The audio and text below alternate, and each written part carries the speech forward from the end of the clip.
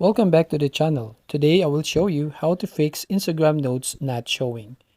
So first go to your Instagram app, and then if you open your Instagram Messenger, you can see here the leave a note option. But if not showing, how you can fix that?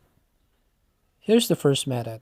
Go to the profile icon at the bottom right corner, and then tap on the three lines at the top right corner. Tap on settings. I want you to scroll down, then tap on messages and story replies. Then tap on show activity status. And I want you to toggle it on so the Instagram notes will show on your messenger. The second option that you can do is go to Google Play Store. So open your Google Play Store and then search for Instagram. Then if the update shows, tap on update.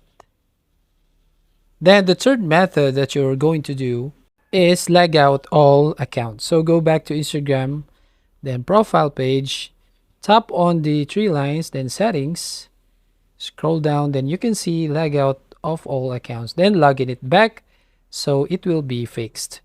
That's it. If you find this helpful, don't forget to subscribe to this channel.